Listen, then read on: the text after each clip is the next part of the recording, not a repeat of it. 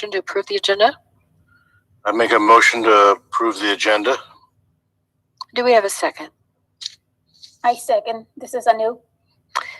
All those in favor signify by saying aye. Aye. Aye. Aye. Opposed, say nay. Great. You also received in your packet the draft minutes of August 19th, 2020, our last meeting. Are there any additions or corrections?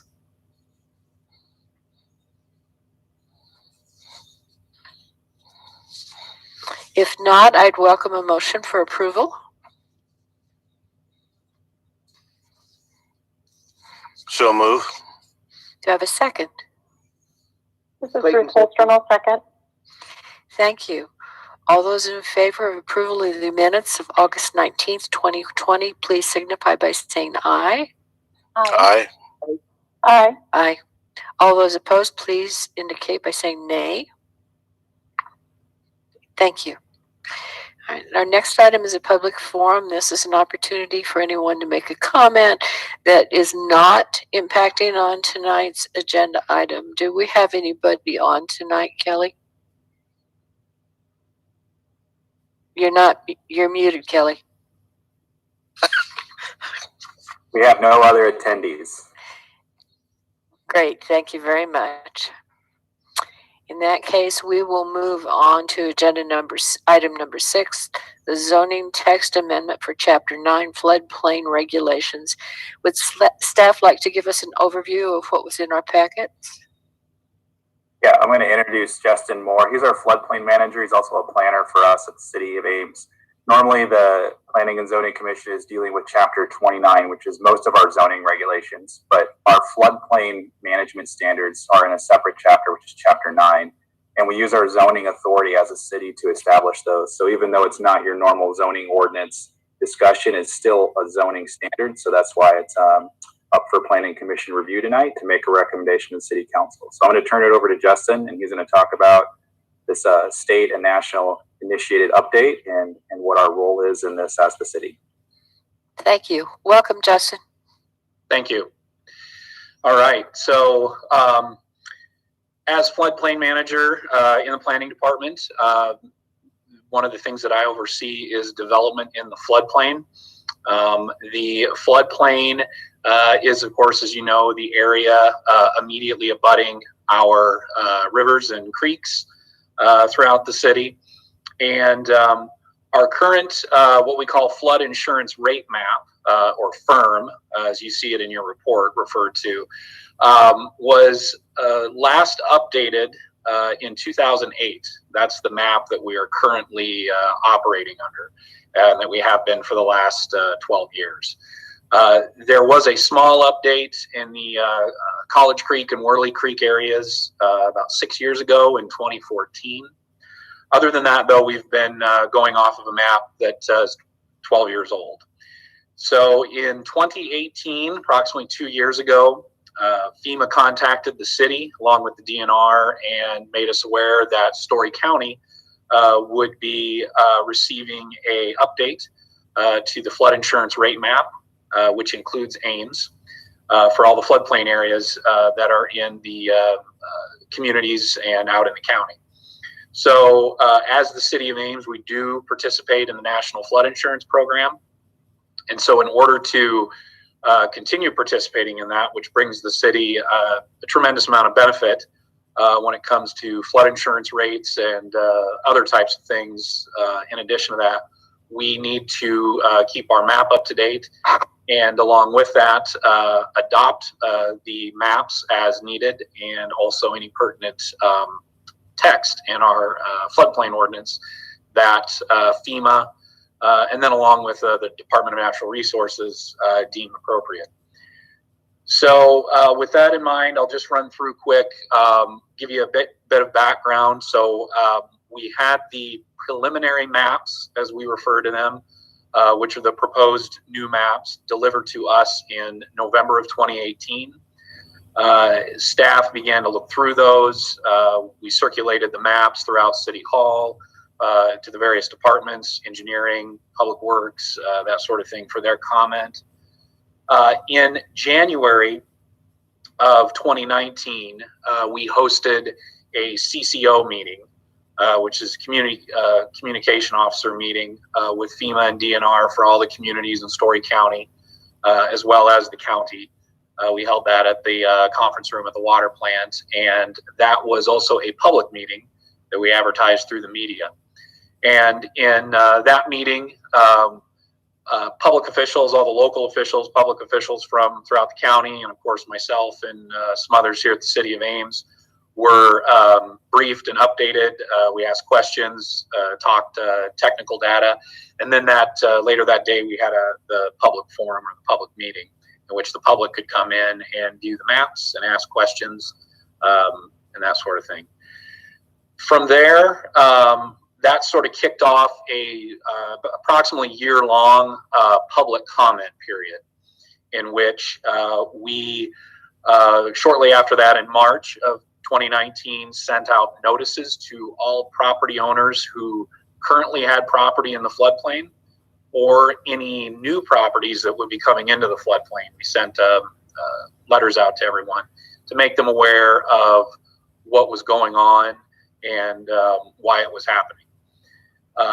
So again, this was FEMA initiated.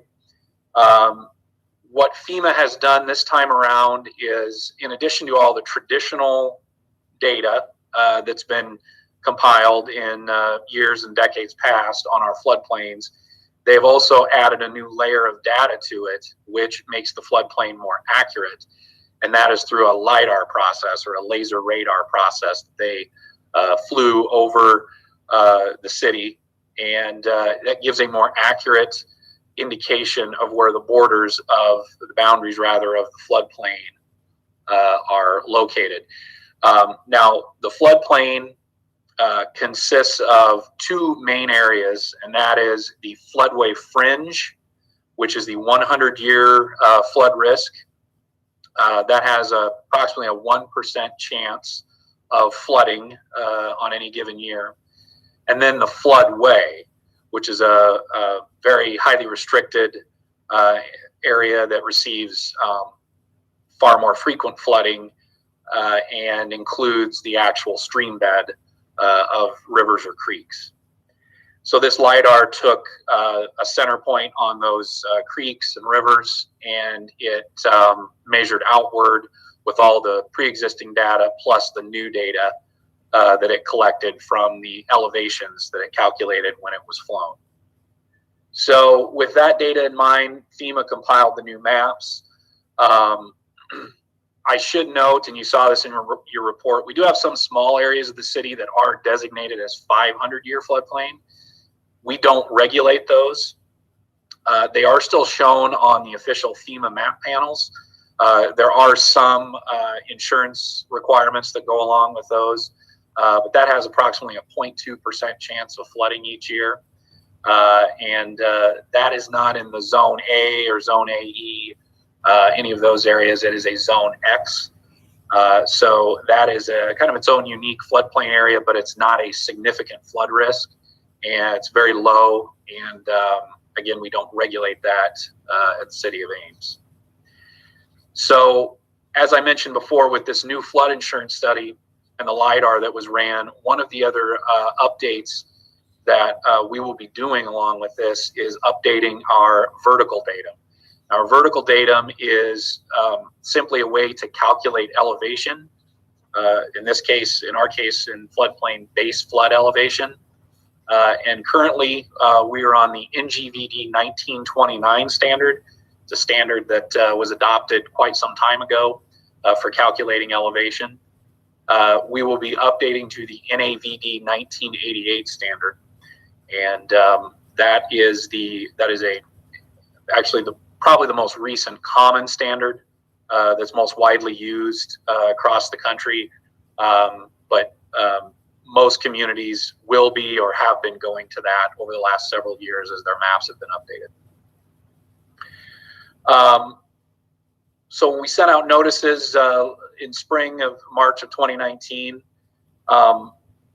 when we took a look at the map and ran all the calculations, We had a total of 70 new parcels that were coming into the fringe, the floodway fringe, the 100-year risk area. That included 39 buildings. And then there's also 9 parcels being removed where the boundaries pulled back as we got the more accurate data. By and large, and I'll go ahead and pull this map up here in a moment, we'll go through a couple of layers on it and look at some things. By and large, the boundaries stay in the same general areas. However, there is some growth along, of course, obviously the Squaw Creek and Skunk River areas. That's where the majority of the growth that did occur was, and a lot of that growth occurred to the east, southeast part of the city, along the Skunk River. It's more moderate growth in some areas along Squaw Creek. So with that in mind, I'm going to go ahead and pull up, share my screen here so that I can get the map for you. I'll see that there. So this is an overview of the city. This is available to the public to view. We've had an interactive map like this available for approximately the last year and a half. And what this shows, what we're looking at right now, is basically a map that shows both areas where the floodplain is increasing in area and where it's decreasing. So the blue that you see, the light blue here, is existing floodway fringe. The hatched area is existing floodway. And then the, kind of zoom in here more, the yellow and purple areas that you can see there, those are areas where there's either growth, where it's yellow, or where it's actually pulling back, where it's purple. So for example, this is East Lincoln Way, west of Dayton, north of Southeast 5th. We have an area here that's actually, the boundary is pulling back to the west. It was here, it's pulling back to here. We have some areas here closer to Friel and just south of Lincoln Way where it's yellow, and that indicates that the LIDAR is actually expanding the floodplain into the areas where it's yellow. And again, this is the floodway fringe. So to give kind of a better perspective, floodway fringe is the area where we permit development, but it has to meet our flood protection standards. So when a property is located in the floodway fringe and a property owner wants to build a building, they are required to place fill on the property, compacted fill that places the lowest floor, the bottom of the lowest floor of the building, to an elevation of 3 feet above the base flood elevation. So depending on what the current actual elevation of the property is, they could have to bring in varying levels of fill so that all areas of that building are elevated to what we call BFE +3. To give you kind of an idea of our standards and aims, the federal standard, the FEMA standard for meeting flood protection, is at BFE, and the state of Iowa standard is BFE +1. In Ames, we require that you elevate and protect to BFE +3. This includes not only buildings that are physically built, but also any mechanical equipment, electrical equipment has to be flood-proofed or elevated to that level as well. So again, this is just kind of zoomed in there, but that is the map showing you an idea of where you're seeing some retraction in the floodplain, where there will no longer be floodplain, and then where there will be floodplain in these areas that are in yellow. This is the Skunk River, and this is, again, east of Duff, south of Lincoln Way. This is out in the southeast portion of the city, out here around Highway 30. I'm going to zoom right back out quick just for a second and give you a better idea. This is the Squaw Creek right here where my cursor is, going up to the northwest, showing you the existing, the floodway, and then areas where there is expansion of the floodplain or retraction. As you can see along Squaw Creek, not very significant as far as change. There is some retraction here around the Stadium View Apartments. That area was elevated. and amended to take a lot of that apartment complex out. You also have some areas here further to the north of Lincoln Way along Sondrel and whatnot that are coming into it, and then other areas that are some pockets that are coming out of it. Real quick, I'm going to turn on the layer that will show us the new buildings that are being added. Those are the squares that you can see there in red. The majority of the new buildings that are coming into the floodplain are again here to the east, east of Duff along Lincoln Way. You can see here near Friel Drive, also around Sondrel. Primarily, the majority of the 39 buildings are all commercial or industrial. They're coming into the floodplain for the first time. We do have a few that are residential. Again, they received notice in order for them to comment that they were coming into the floodplain. As you get to the west and watch and see Squaw Creek move up here, not much in the way of any new buildings coming into the floodplain. You do see some yellow buildings. Those are buildings that are staying within the floodplain in some capacity. Maybe the boundaries changed a bit, but they're still in it. So this gives you an idea again of what is going on with change as far as new buildings, and then again new land coming into and out of the floodplain. We also do have a layer where you can see properties that are being added as well, and those are the darker yellow areas there on the map. Again, several of them to the east along the Skunk River. Skunk River, a larger floodplain area, so that's where you're going to see the greater change. I will real quick here switch gears as we move along and talk just briefly about the proposed text amendments. You've got those in your packet. They primarily affected, well, the core sections of the of Chapter 9, which were 9.4 through 9.7. Most all of these text amendments, in fact, all of them are required to stay compliant with FEMA guidelines. They're primarily terminology based. The terms that are being changed are removing references to building and replacing them with structure. That is now the term that they want to replace building with, and also removing use and uses and replacing it with development. As you look through it, a lot of those areas are pretty straightforward as far as just replacing the terminology. We do have a few areas where we will reword or restate the standard so that it makes more sense with the term. So if you have any questions on that after I'm done, we can certainly talk about that. We also highlighted an area in there where you see toward the top of the general provisions, the panel numbers. Those are 0137G, 0139G, etc. Those are the new panels on the new map that we must adopt as the city, and it will be dated January 15th of 2021.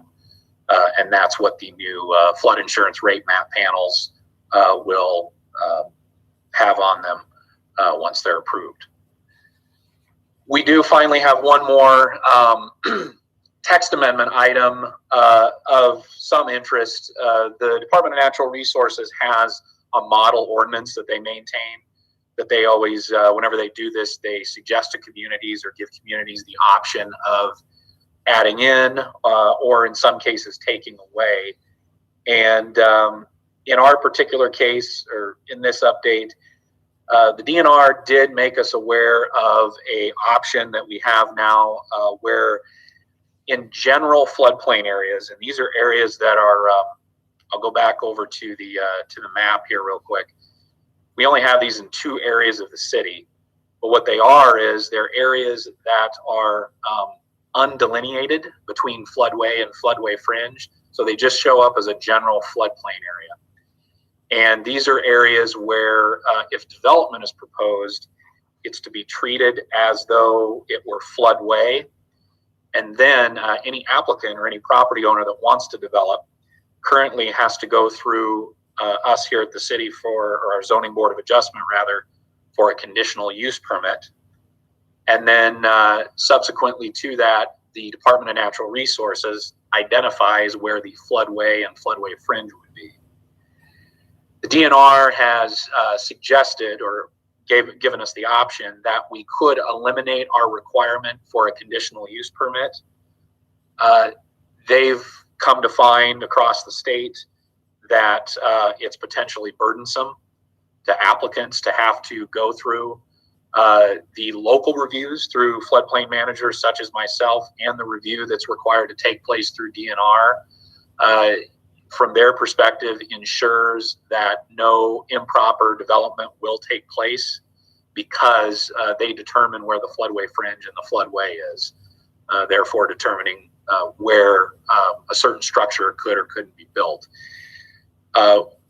Primarily, the reason for having the conditional use permit has been for the board to simply consider a structure that's proposed to be developed in an area that we otherwise default to as treating as floodway. So the DNR is giving us the option to eliminate the need for a conditional use permit. The local review would still occur through me or through the floodplain management here, and the DNR would also still do their review as well. And so that's an option that if you feel necessary to recommend, can be amended or changed rather in the ordinance. The two areas again are here in the East Industrial, a small stream here, and then there's an area to the northwest up here that are in the city limits but undeveloped, where it's a very small stream where it's not mapped yet in this area. And again, mapped means officially separated on the map between floodway fringe and regulatory floodway. So with that, I think that pretty much summarizes the report for you and what we're bringing forward. So at this time, I can go ahead and answer any questions that you might have on the proposed text amendments or the new map. Do we have any questions or concerns to share with Justin? This is Mike Clayton. I have a real quick question. In section 9.5 floodway fringe overlay district, parent 1, parent 2, they're at the bottom of page 7. It says, until a regulatory floodway is designated, no development may increase the base flood elevation more than 1 foot. Does that include things like roadways too, or are we just talking development? So that is talking about anything at all, period. So that would also include roadways. Roadways would have to meet what we call a no rise standard. Now, okay. The floodway fringe, that's actually the area where we have the 100-year standard. So what you're pointing out there in 9.5.1.2 under performance standards, was that where you were at? Yes. Okay. Yeah. So that's floodway fringe. So that would pertain to protecting development that's being proposed. So I misspoke when I mentioned floodway and no rise. That's for the floodway area. But what this is talking about is our floodway fringe overlay district is that area where when development is proposed, any building or any electrical mechanical equipment must be protected to or elevated to base flood elevation plus 3 feet. And the standard here that you have with BFE +1 is the minimal the minimal DNR standard. But our regulations actually require a higher protection locally in the city of Ames. Okay, thank you. Additional questions for Justin? Sure, Justin, this is Ruth Holstrom. Oh, sorry. Anu, did you want to go? No, you go ahead. Okay. Okay. I just wanted to get a clarification on page 9. Looks like section 9.5, subsection K, under C, it says openings may be equipped with screens, louvers, and then there's a sentence that's crossed off and then another sentence written in. It looks like the sentence written in is the same as the one that was struck out. Was that just an error, or was something additional supposed to be added there? I just wanted Which section were you looking at again? I'm sorry. Sorry. So it's page 9. It's the last, essentially the last sentence just above section 9.6, subsection C. Oh, okay, I see. Yeah.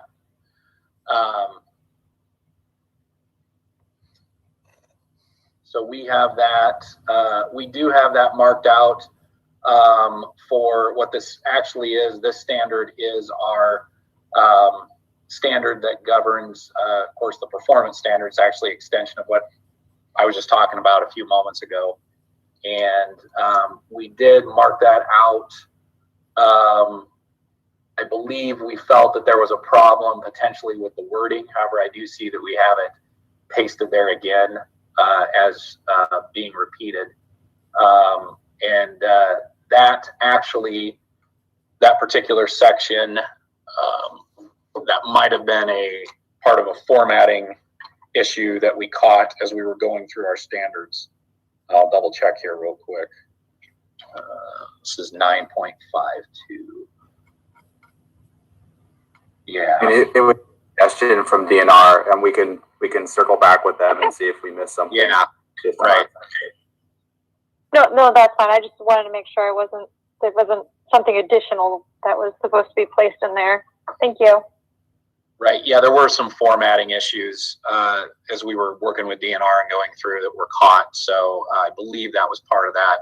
We'll certainly circle back with them and confirm. Thank you. Hi, this is Anu. Justin, could you briefly talk about the conditional use permit again and what is being covered under the conditional use permit right now, and what would we lose if we give that up? Sure. So currently under the conditional use permit in Chapter 9, in the general floodplain, which is where the optional or the option to change the language is, this section requires ZBA review. And I'm going to get a section of the code up here real quick, just so we can take a look at it. So in that area, we talk about conditional uses in the general floodplain. And so the reason, I guess to put it simply, the reason that existed was because since we treat it as floodway, the Zoning Board of Adjustment needed to consider any development for approval. Currently in our mapped areas where you have floodway fringe and floodway, we have the same standards whenever you're dealing with something in the floodway, the actual regulatory floodway, such as a structure or fill or anything along those lines. General floodplain always defaults to the floodway status until it's delineated. So that conditional use standard was also or is also currently in general floodplain. I think as far as what we're gaining or losing, which I think is the key question, is, you know, if you determine that you don't want to recommend that be changed and you still want to have our local judicial board, the ZBA, look at things, review projects to make sure they're okay with it locally, you know, that's certainly an option. I think what you do is when you keep the ZBA involved, it's now especially it seems like from the way DNR has approached this, is boards of adjustment really, I don't want to say they're not necessary. Certainly the DNR is saying you could leave it and still have that local review, but I think it comes from the idea that the floodway is so sensitive, oftentimes a lot of sensitive environmental issues there, that having that board of adjustment look at it was a positive thing, at least in previous years. The state law now has changed to where they're saying you don't need to have that. DNR can, and us in floodplain management locally, can determine where the appropriate places to build are. But again, I think that's why it's optional. Certainly communities can keep it. And whatever the feeling is on whether it's still necessary to keep the board involved, I guess that's really up to you to decide. I don't know that you're losing a lot or much at all by taking the conditional use portion out of it. Most of the time, our recommendations when we go to the board are based on our analysis and our discussion with FEMA. So I don't see much changing in terms of unnecessary disturbance or something going on that might be, really detrimental to the local environment or the community. So having the board look at a conditional use permit would allow the city to maybe put slightly more stringent requirements or conditions that an applicant or a developer would need to comply with if they were to build in the floodway. So it gives the city is it right that it gives the city the extra sort of leverage to require a little more than what the DNR would require? Yeah, I mean, I would say, yeah, that's primarily if you wanted a reason for keeping it, you could still, you could make that case. So I think, Justin, I want to jump in. So I think that theoretically that's true, Anu, but with the ordinances that we have in place that restrict what uses are even permitted there, and our performance standards would apply no matter what, it's kind of hard to argue that you would need extra review in a general floodplain when we're treating it exactly the same as we would in a defined floodway in other parts of the city. So theoretically, yes, but practically speaking, there shouldn't be a reason that a general floodplain would be treated anything different than anywhere else. So the city would still have the ability through some of its processes to look at any development coming in and to put in maybe a little more or have some kind of check. I guess what I'm trying to figure out is, in the absence of the board being one of the authorities or one of the agencies that gives in that extra pair of eyes and maybe lays down extra restrictions, there are still city processes and city staff maybe who would be looking at this and providing probably the same level of insight or oversight. 100% the same on the staff side, whether it's the general floodplain or it's the Skunk River or Squaw Creek. Okay. That makes sense. Thank you. And one reason when we were talking about this, where Justin pointed out where these are, they're in the growth areas of the city. Mm-hmm. So those lands are going to go through a rezoning process. The city could put an environmental overlay over those, just as we have on Squaw Creek and Skunk River. It's also subject to the subdivision code. So we felt like there was 2 or 3 levels of process involved already that included public participation if they're interested in it. So using the ZBA at the end of all of those larger level decisions, in our case, didn't seem to make a whole lot of efficiency sense. And it seemed like it was possibly second guessing a history of decisions as well. Justin, this is Carol. You also mentioned that this would relieve some burden from applicants as developing their request. Is that accurate? Yeah, it would eliminate the step of having to go to the Board of Adjustment. And they would just, again, deal with us in the city staff and also the DNR, again, with the same standards and the same level of review that we would have before. Okay. Additional questions? Yes. First of all, can you hear me? Yes. Okay. That wasn't showing up on the screen. But by keeping the conditional use permit in there, it's just an additional layer of review and I guess safety for us to have control over, or not us, but the city to have control over. Again, yeah, like we said, I think it's you certainly would have that extra level of review as we just spoke about. But again, you wouldn't otherwise get anything different from staff, from DNR.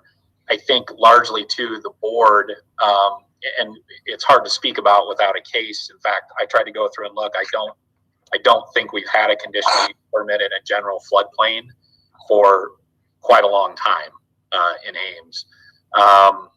A general floodplain.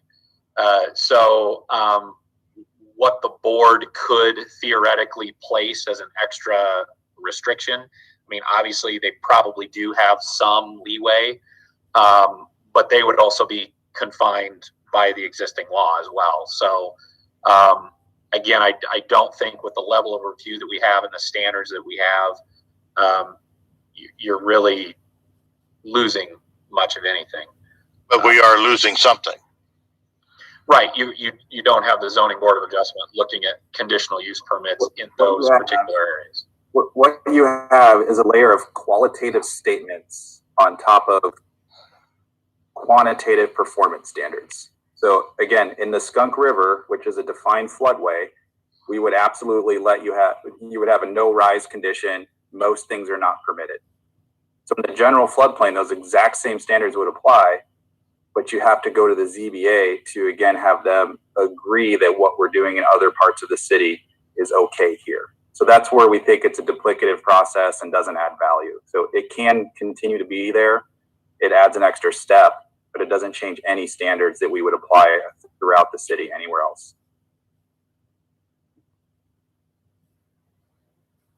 But it gives you another chance to review it.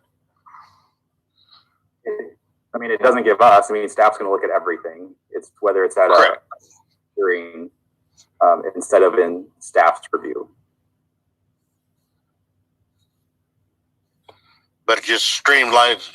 You're saying it just streamlines the process for developers, but it doesn't. It takes away another point of review for the city. Essentially, no, not well. I mean, I guess it depends on what the word city means, because it could mean the city, all 65,000 of us. It could mean city staff. It could mean city boards. So I guess it depends on what context you're using the word city in. All of the above. So then the only thing it's doing is taking a public notice about a limited set of activities away from the 65,000 inhabitants of the city of Ames, because the performance requirements are going to apply regardless of notification. So it can stay in. It's a step in a process. It's not going to come up very much. It will probably come up in some fashion in East Industrial as we start to move that direction for development. That's the more likely scenario of where it would be an issue. And then the alternative that would keep that in place will be alternative number 2.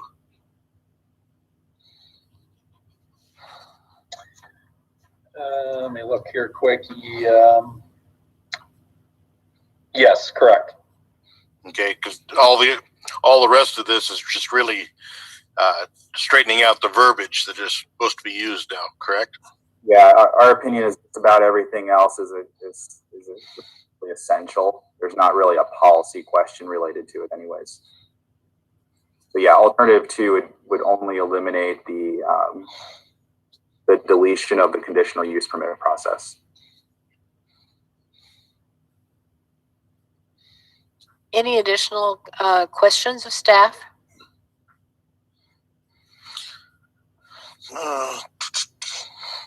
We don't, Justin. We don't. The city of Ames. I can't keep on saying we when I mean the city of Ames. Doesn't control all the waterways in the city. Correct? We don't maintain or take care of it. As far as maintain and take care, you mean as far as the physical creek or river,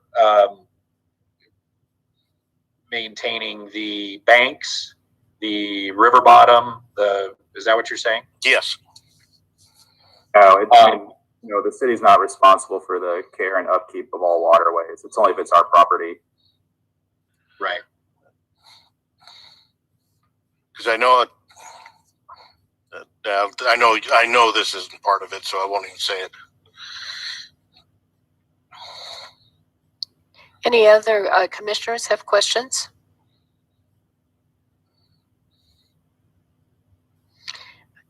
All right. Kelly, is there anyone available for public comment on this issue?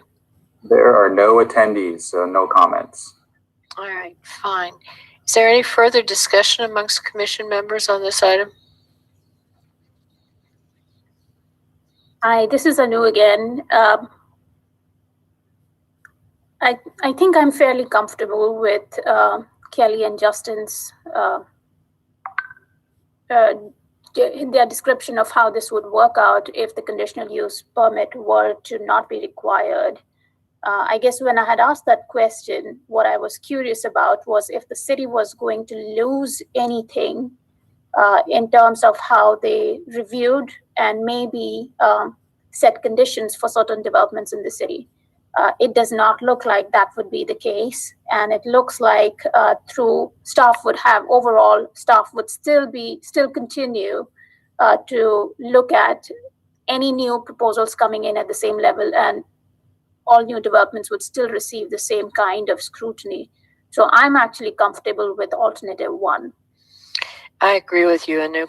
I think that this is a reasonable and still conservative change. Other thoughts? I'll echo Carol and Anu's thoughts. I agree. I'm comfortable with kind of what alternative 1 staff is recommending. I think it could potentially be beneficial for the development community too, in terms of knowing what the expectations are from the DNR and from essentially city code in terms of kind of the requirements related to floodplains. So I wouldn't be uncomfortable then obviously removing the conditional piece of it.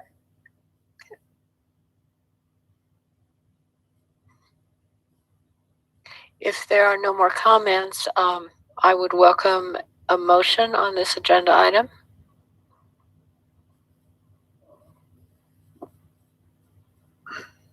This is Anu again. I can make the motion.